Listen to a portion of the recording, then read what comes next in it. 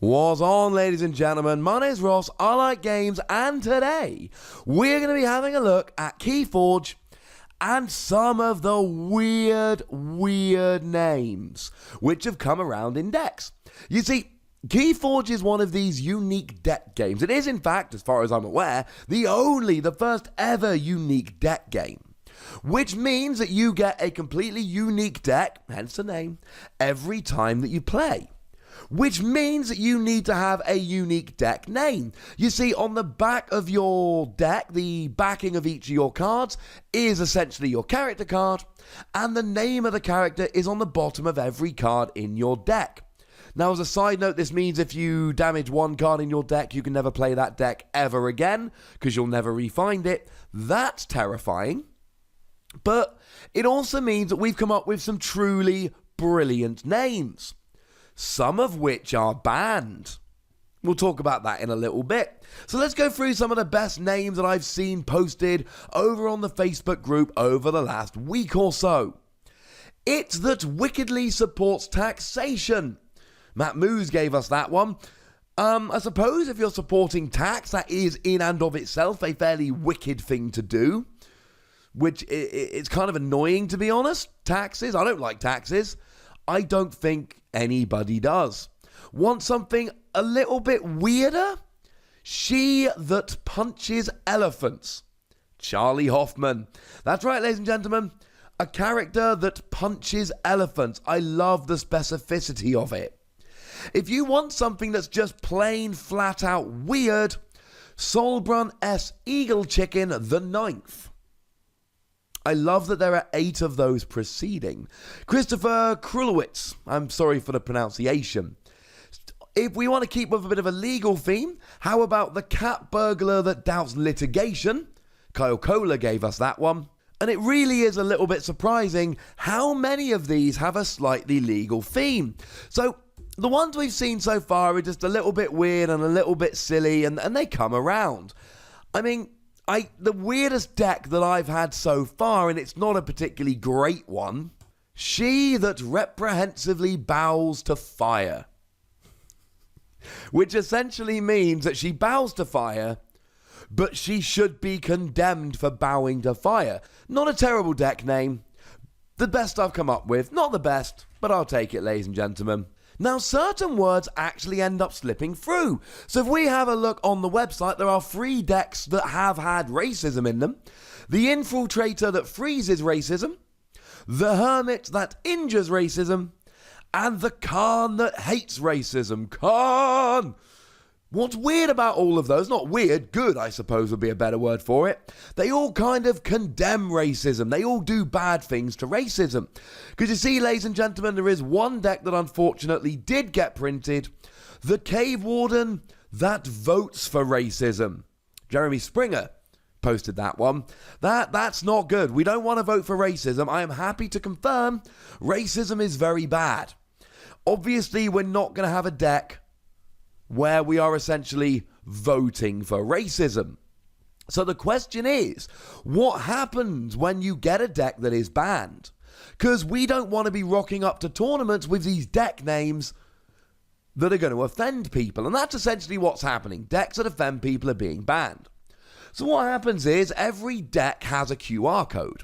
And when you open your deck, you scan the QR code and then you can archive all of your decks online. It is a wonderful feature that in a unique deck game is brilliant, and I love it. Here's the thing though. If you open up a deck which is banned, you can't play that deck. I believe that in order to play it in a tournament, you would have to scan the QR code to register it online. As soon as you cannot register it, you can't play it. These decks are not legal for tournament play. Now, in a sealed format, that is, you buy a deck and then you have to play with that deck. It's going to be kind of awkward if you buy a deck which then ends up being banned. Presumably, you'd be given a replacement by the tournament organizer, but that still seems a little bit potentially dicey to me. One thing I will say, clearly the algorithm that is naming decks is being adapted all the time, so the chances of getting a banned deck will get lower and lower and lower as more decks are printed and as time goes by, and they learn a little bit more from it. So what happens is, if you scan a banned deck, you can't take it to a tournament, but you actually get given 2 decks as a replacement. So you scan it, it says, gutted, you've got a banned deck, but you get 2 decks to replace it. Now, I did reach out to a Keyforge employee and have confirmed, and this was very important to me, you do not have to send the banned deck back. You get to keep the banned deck, and you get 2 decks as a replacement. Because obviously, although you can play casually with a banned deck, you cannot play with it in a tournament. I love this, because if I got a hilariously banned deck, there is no way I'm sending that back, even when I'm offered 2 decks in replacement. I'm just not doing it. But the fact that they send you 2 decks and let you keep the banned one, that is cool. And also, shout out to Fantasy Flight Games for what is, I think, a very sensible policy. Yes, some bad deck names have slipped through, but what they've done is they've basically said, look, we know you don't want to give up your deck, and we know it sucks that you can't play it in a tournament, so have 2 decks in replacement. What is very upsetting, what if you get a really, really good deck? So we looked at a double Horseman deck in a video the other day that sold for $2,000, over that in fact. Now, we don't know if double Horseman deck are good or not. We don't know. We do know that they're exceedingly rare. So what happens if you get one of these 4 Horseman decks or another double rare deck, or even if it's just a really good deck and it's banned? And the answer is, you just never get to play with that deck. I think the chances of having a nuts good deck, which is also banned, are so remote it's probably not going to happen. But what happens when if somebody opens a great deck that's banned, that could be just a little bit awkward, ladies and gentlemen. It's inevitable in a game like this, and I suppose this is something to just chalk down as teething problems. This was always going to happen. I don't mind, but then again, I haven't opened up a banned deck yet. I really want to, just because the names seem like, they will be interesting if nothing else.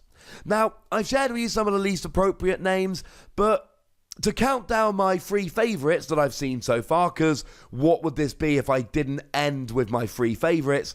In at number 3, the incredibly childish Wang the Abominable.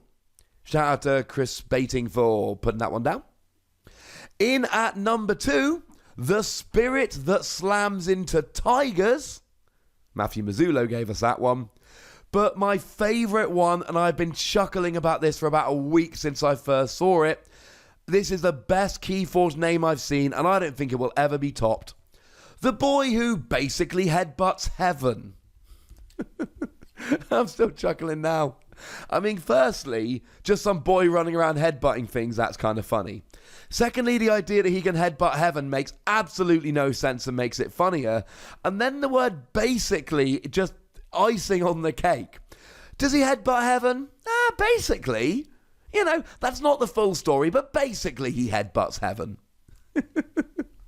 Oh, it's so much fun, ladies and gentlemen. It's so much fun. Yes, it was always going to happen that we were going to get some inappropriate deck names, and there are plenty more that I've not covered in this video. I have given you naught but a snippet of them, but I've now explained to you how it's happened and what happens if it does, and I know I've seen the question from a bunch of people, and I'm happy to confirm you do not have to send the banned deck back. You get to keep it, and you get 2 decks in its stead, which as far as I'm concerned is pretty sweet. And now, ladies and gentlemen, this is a part of the video where I pass it over to you lovely ladies and gentlemen. Tell me what you think about some of these names. Tell me what the best name that I've given in this video is. I mean, it's the boy that basically headbutts heaven, but feel free to disagree and be wrong. And please, if you've seen any great names, do chuck them down below. I would love to hear them. And then, of course, it's the usual deal. Do make sure you like this video, please. Make sure you subscribe to this channel. I've done a bunch of Keyforge videos, and I plan on doing more. I've done some news videos, I've done some openings, I'm going to do some gameplay, and I'm going to do some card analysis and all of that. But please let me know in the comment section, what Keyforge videos do you want?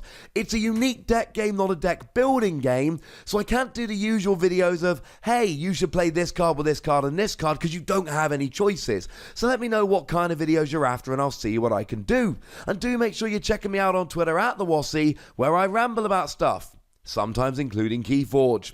But by far the most important thing, as always, is to look after yourselves. Until next time. Thank you very much for watching. My name's Ross, and you've been watching Wossy Plays.